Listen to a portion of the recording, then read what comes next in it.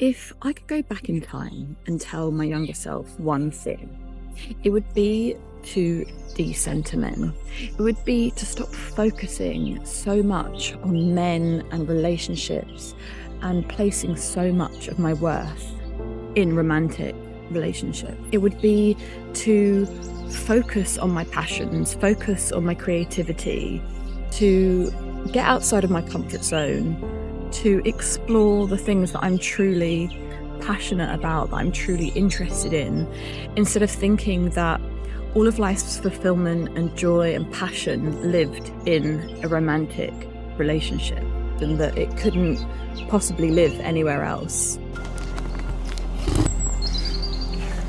And it might sound really simple, but it actually goes really deep. It's so deep in our society.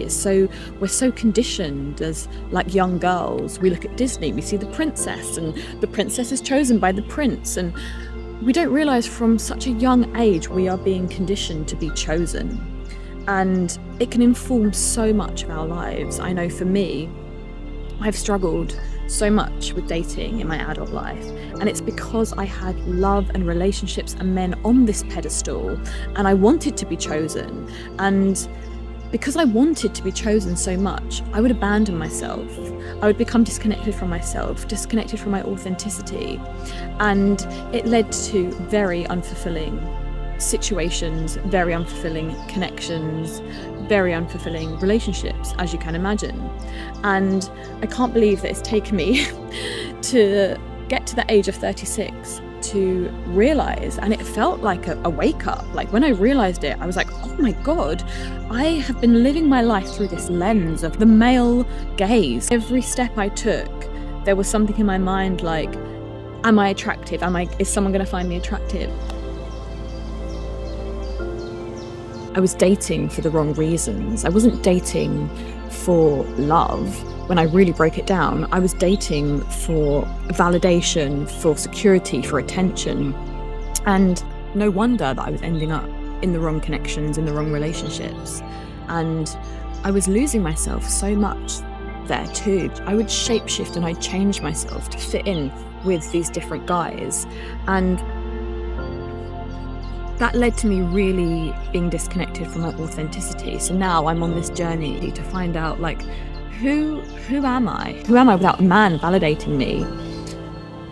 And it feels vulnerable, but it's also really exciting to go on this journey with yourself, to sort of strip away all of this conditioning, stripping away what society tells us is success and where joy lives and where happiness lives, and redefining fulfillment for yourself and creating a life that is so heart-led, a life that is so fulfilling for you. It doesn't have to make sense to anyone else. It just has to make sense to you. It's in our hands. We can create the life that we want. We just have to be so deeply connected to ourselves, to our intuition, and trust ourselves. It's only now, taking a break from dating, taking a break from seeking and trying to basically go on a diet of like male validation, male attention, seeking, and oh my God, it feels so good. I feel like I had so much resistance and I was struggling for so long, and the moment that I actually stopped dating, I pulled my energy back into me.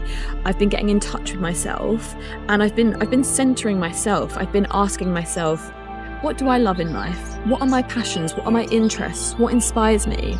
And I've been focusing on that. And that has brought so much joy and fulfillment already. The sheer fact of putting the focus back onto me after abandoning myself for so many years. And I can already feel so much confidence building inside of me. And really, when I look at my past dating patterns, what I was seeking was safety and security. And I need to cultivate that safety and security within myself.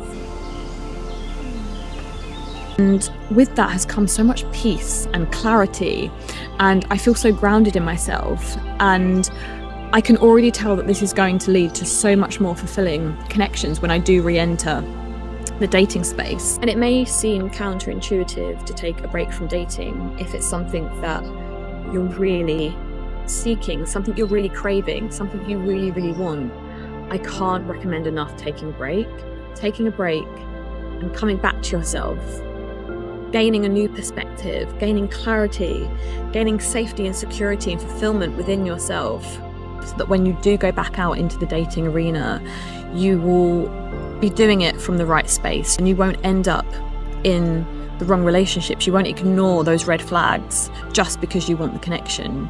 You will value yourself so much more. You'll respect yourself so much more. You do have to do some work first, doing some self-inquiry, doing some healing, and doing that deconditioning of the centering of men. Like, your worthiness is not dependent on a man. It sounds cheesy, but it's so true.